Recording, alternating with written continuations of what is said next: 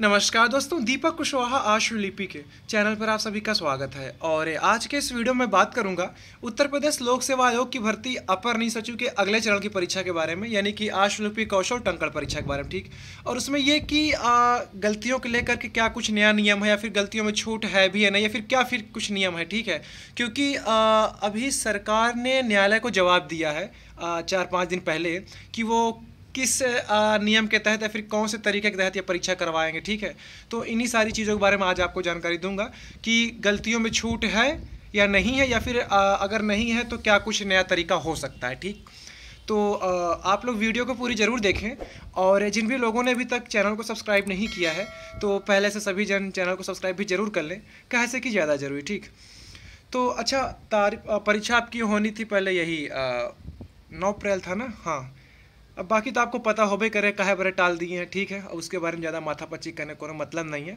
तो सब अच्छे से सीख जाएं, अच्छे से लिख लें, सब कोनो दिक्कत नहीं है। ठीक, खैर, तो मतलब कि आयोग सरकार ने न्यायालय को ये देखिए एक हलफनामा लगाया गया था, तो उसमें इनसे मतलब कि जवाब मांगा गया था कि किस नियम के तहत या फिर क्या कुछ तरीका है, आप कैसे परीक्षा करवाएंगे आशुलिपि कौशल टंकण परीक्षा, गलतियों में कुछ छूट वगैरह है कि नहीं आशुलिपि कौशल परीक्षा में। ठीक है, तो ये देखिए ये शायद लखनऊ न्यायालय खंडपीठ पर ही कुछ हुआ था। ठीक है, शायद वहाँ ये जवाब लगाया गया है। तो देखिए लिखा है कि that for filling up the vacancies of additional private secretaries. अच्छा, इसका हिंदी बताता हूँ, अंग्रेजी मेरी तो खतरनाक है, ये आप जान भी रहे हैं। खैर देखिए, इसमें लिखा है कि 7वें नंबर पर कि उत्तर प्रदेश के नियम 5(2) के अनुपालन में अपर नियुक्त सचिव के रिक्त पदों को भरने हेतु लोक सेवा प्रतियोगी परीक्षाओं के लिए पाठ्यक्रम नियमावली 1990 उत्तर प्रदेश लोक सेवा आयोग ने सरकार को पाठ्यक्रम प्रस्तुत किया, जिसे सरकार ने अपने पत्र दिनांक 16/2/2021 द्वारा अनुमोदित किया था। आयोग ने शासन को भेजा, फिर शासन ने अपना अनुमोदित किया था। ठीक है, इसलिए यह बहुत स्पष्ट है कि 2021 से पहले सचिवालय प्रशासन की अधिसूचना दिनांक 13/6/1987 लागू थी। ये कुछ इनका नियम तरीका जो भी था, तो वो 16 फरवरी 2021 के पहले तक वो नियम लागू था। ठीक है, अभी आगे बताता हूँ क्या था। फिर देखिए 8वें नंबर पर क्या लिखा है, यह कि दिनांक 16/2/2021 को पाठ्यक्रम की स्वीकृति के उपरांत जो कुछ नया पाठ्यक्रम बन गया होगा। ठीक है, यानी 2021 से ही लगा था भर्ती के लिए, तभी ये कहानी छपी है। ठीक है, मतलब तब से शुरू हुआ था इसका पाठ्यक्रम वगैरह बनना। 2020 के आखिरी में आयोग जाना शुरू किया था। हाँ, 20 या 21 की शुरुआत की बात है। खैर, तो देखिए लिखा है कि यह कि दिनांक 16 फरवरी 2021 को पाठ्यक्रम की स्वीकृति के उपरांत उत्तर प्रदेश द्वारा तैयार किया गया पाठ्यक्रम लोक सेवा आयोग लागू हो गया। हिंदी बड़ा अजीब हो जाता है इसका, क्या बताएं, क्योंकि अभी तक जो पाठ्यक्रम यूपी द्वारा तैयार किया गया लोक सेवा आयोग लागू है, जिसमें गलतियों पर छूट देना कोई प्रावधान नहीं है। ठीक है, ये 16/2/2021 की बात है।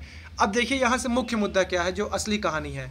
लिखा 9वें नंबर पे कि जिन भर्तियों के लिए चयन प्रक्रिया 16/2/2021 से पहले पूरी हो चुकी है, वहाँ गलतियों में छूट लागू थी, लेकिन क्योंकि शासन के पत्र दिनांक 16/2/2021 के माध्यम से आयोग द्वारा रिक्तियों की चल रही चयन प्रक्रिया के संबंध में पाठ्यक्रम लागू कर दिया गया है, पहले से अधिसूचित मौजूदा नियम लागू होंगे, इसलिए गलतियों में कोई छूट अनुमन्य नहीं होगी। कहने का मतलब कि 16 फरवरी 2021 के पहले तक भर्ती जो भी थी, चाहे वो 13 वाली है, जो कुछ भी चल रही तभी तक जो भी फंसी हैं, तब तक तो ये कह रहे हैं कि हाँ उसमें गलतियों में छूट का तरीका था, नियम था कुछ। ठीक है, लेकिन 16 फरवरी 2021 के बाद से शॉर्ट हैंड में गलतियों की कोई भी छूट मान्य नहीं है। तो कहने का मतलब ये हुआ।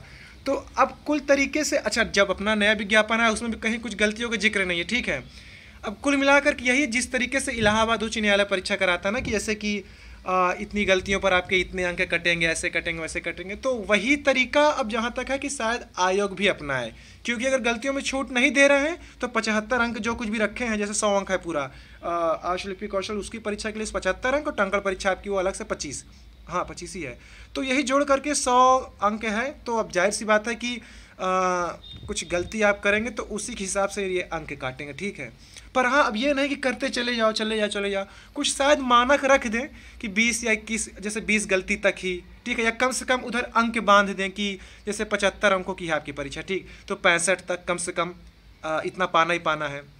जैसे पहले था 2010 या 13 में ये कि 135 अंकों की परीक्षा थी, लेकिन कम से कम आपको 125 पाना था, उसके नीचे तो फेल। तो हो सकता है शायद कुछ बांध दे इसमें भी कुछ, खैर वो प्रवेश पत्र जारी होगा तो पता चलेगा, या फिर आयोग अभी बीच में कुछ विज्ञप्ति जारी करेगा इसके बारे में कि ऐसा कुछ है, ठीक। या प्रवेश पत्र में तो सारी चीज़ें रहेंगी। दूसरी बात, अब दो चीज़ें इसमें आकर फंस रही हैं। एक तो 2013 वाली जो भर्ती अभी न्यायालय में चल रही है उसमें सुनवाई नहीं हो पाती, तारीख लगती है, अभी शायद कल तारीख लगी थी तो सुनवाई नहीं हो पाई, इनकी बारी ही नहीं आ पाई, ठीक है। तो उसमें भी यही मामला चल रहा है कि गलतियों में छूट नहीं देंगे। अब देखो, इधर ये सरकार ने जवाब दिया कि हम 16 फरवरी 2021 के बाद से जो भी कुछ करेंगे भर्ती देंगे तो उसमें छूट नहीं देंगे, लेकिन उसके पहले तक छूट लागू थी। तो उस हिसाब से तो खुद कह रहे हैं कि हाँ, यानी कि 13 वाली भर्ती में छूट दें। फिर ये सीधी सी बात है, एक तरफ अगर आप ये जवाब दे रहे हो कि पहले लागू था तो उसमें देंगे, क्योंकि लड़ाई 13 वाले में यही चल रही है कि छूट में माफ़ कह रहे हैं कि मतलब कि आयोग कह रहा है कि हम नहीं गलती माफ़ करेंगे, ठीक है। तो वही मामला फंसा हुआ है। अब वही चीज़ आ गई नई वाली भर्ती में भी। अब देखिए, दो चीज़ है, उधर 13 का फैसला अगर 5% छूट पर आ गया, फिर 8 वाले पर, तो वही नियम इस पर भी लागू होगा अपने पर। अगर 2023 वाली भर्ती में ये छूट नहीं देते हैं, अंक काटते हैं, तो फिर ये तो नया तरीका हो जाएगा, ठीक है। तो यही रहेगा कि 13 वाली में उनका 5 या 8% वो रहेगा, और नई वाले में अपने कुछ अलग तरीका रहेगा, लेकिन छूट नहीं रहेगी।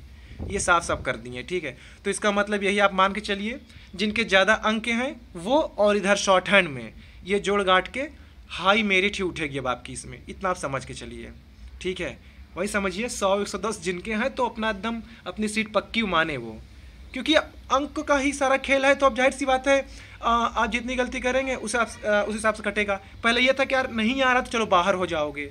अगर ये कोई खास मानक नहीं बांधे कि यहाँ कम से कम इतने अंक तक आपको शॉर्ट हैंड में मतलब कि अंक लाने हैं, तब तो चलो ठीक है कि हाँ कम से कम इतने अंक लाने ही लाने।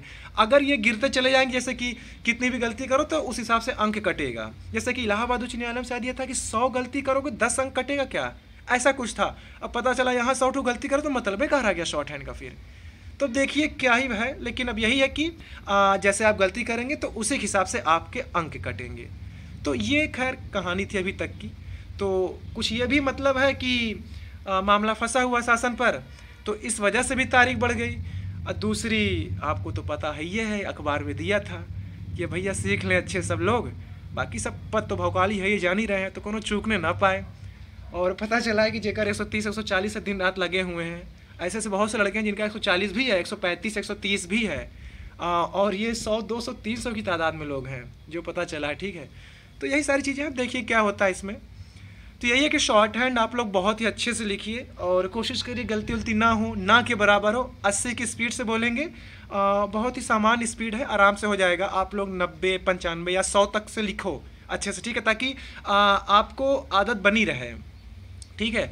और 80 से वहाँ बोलेंगे बिल्कुल 3 लोग होते हैं। जैसे 2010 और 2013 परीक्षा हुई थी, उसमें यह था कि 3 लोग आए थे बोलने वाले, मतलब बोलेगा एक ही आदमी, अनुदेशक जो थे, ठीक है, एक ही बोलेंगे, बाकी 2 मिलाएंगे कि इनका समय क्या है, ये किस तरीके से बोल रहे हैं। और दूसरा, अगर वो कुछ गलत बोल रहे हैं, ठीक है, जैसे कभी कभी हो जाता है ना कि कुछ गलत बोला जाता है, अब वो तो कहेगा नहीं हम तो ठीक बोले थे, तो एक आदमी मिलाएगा कि नहीं नहीं तुमने गलत बोला है। तो आप जो लिखोगे और वो जो गलत बोला है तो जाहिर सी बात आप भी वही लिखोगे, तो वही माना जाएगा। तो कहने का मतलब एक डिक्टेशन बोलेगा, एक समय देखेगा, एक उन्हीं के साथ बैठ के लिखेगा भी। तो 2010 और 13 में यही हुआ था, 3 लोग थे, ठीक है। तो कहने का मतलब कि बिल्कुल 80 से ही बोलेंगे, 80 से 82 हो गया, या ज़्यादा अगर हो गया तो 85 तक।